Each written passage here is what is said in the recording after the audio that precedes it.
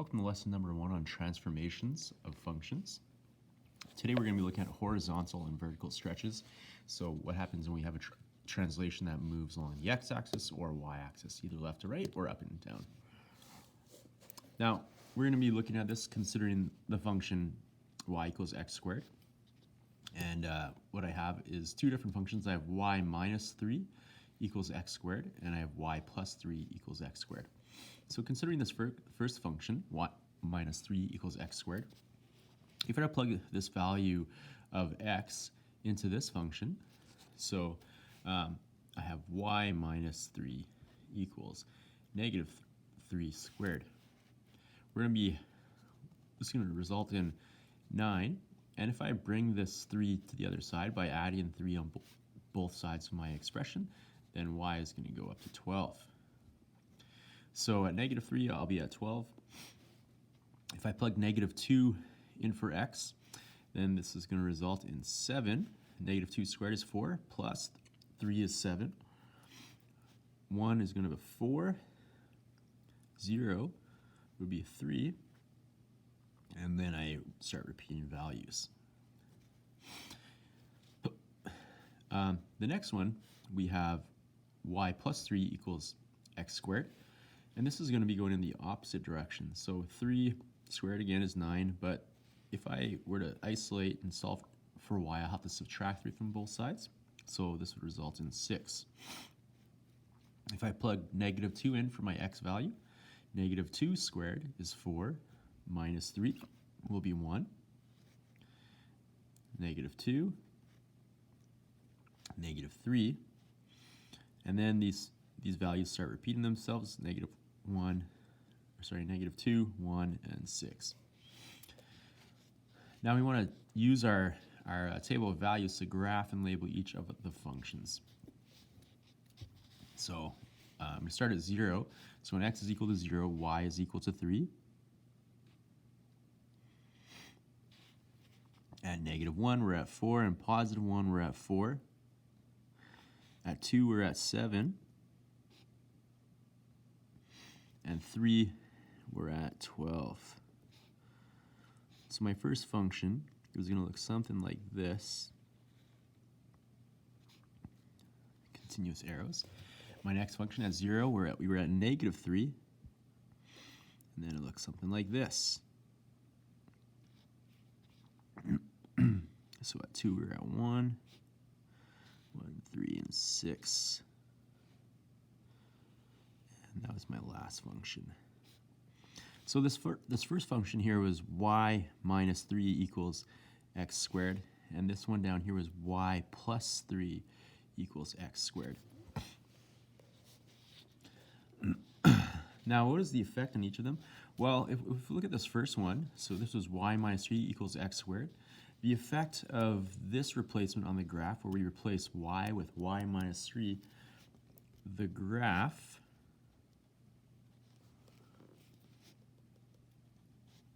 moved up 3 units. And if we look at the third table, y plus 3 equals x squared, the effect of that replacement on y equals x squared, replacing y with y plus 3, the graph moved down.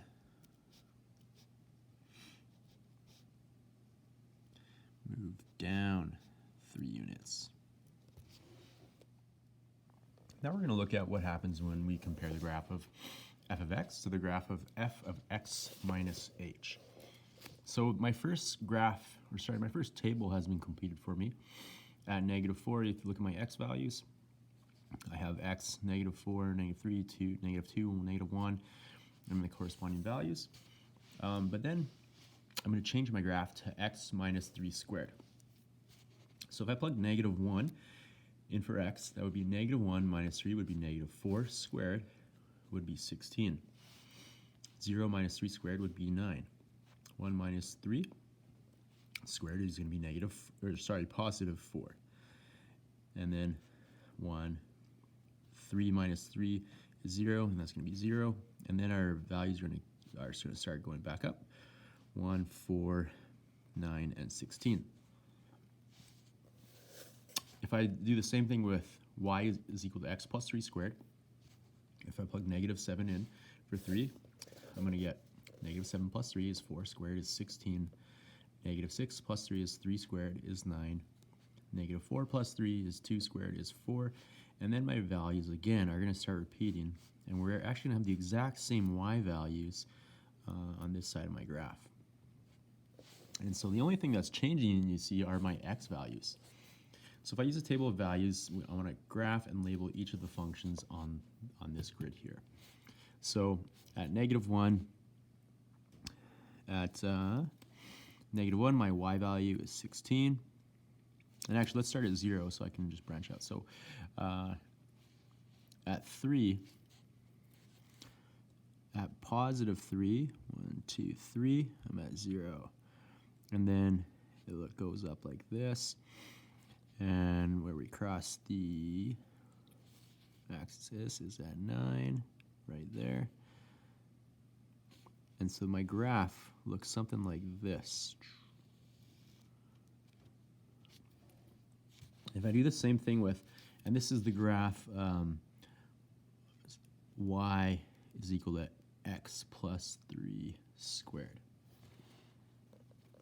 And if I do the same thing with my other graph, I'm going to start at 0 again. So we're on the opposite end this time. So we're at negative 3 here. And also crosses at x equals 0 at positive 9. And so this graph is going to look something like this. And so if we look at what happened, all my y values stayed the same, but my x values moved over depending on how many, depending on the parameter that was given to me. So x minus 3 is over here, x plus 3 is over here. So this is y is equal to x plus 3 squared. So in my first graph, x minus 3, my graph was shifted 3 units to the right. So notice how that at x minus 3, we move to the right. And with x plus 3, we move to the left.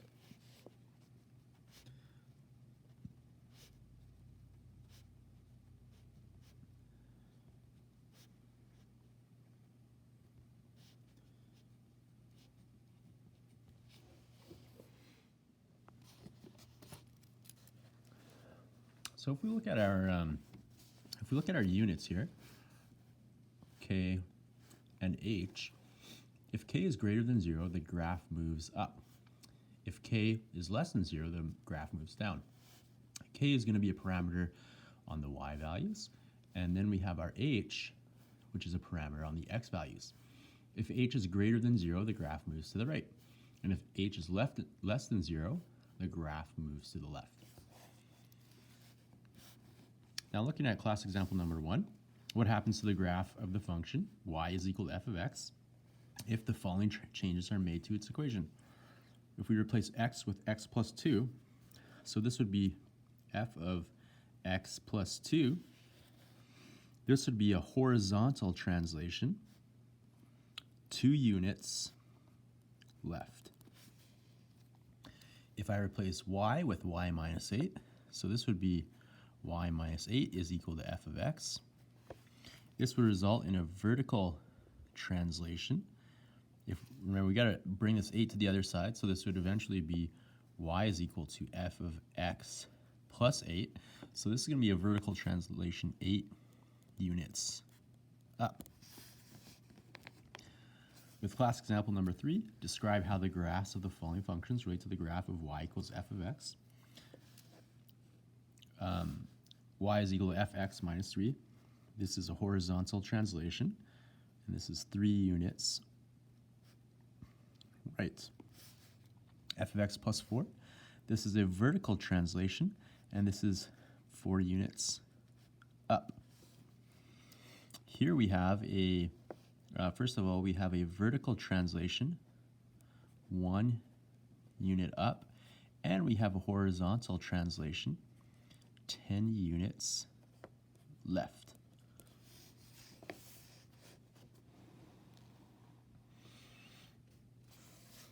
Now the point 2 and negative 3 lies on the graph of y is equal to f of x. State the coordinates of the image of this point under the following transformations.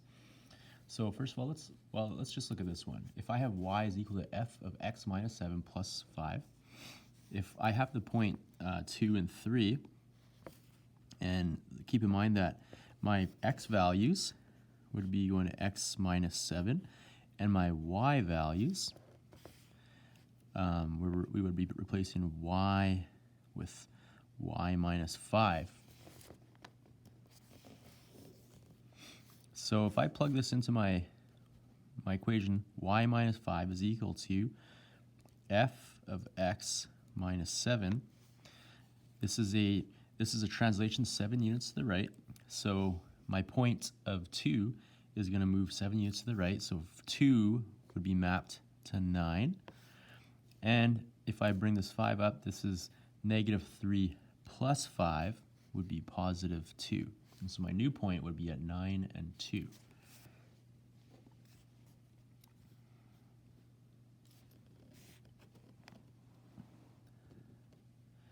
Next, we want to write the equation of the image of y equals f of x after each transformation.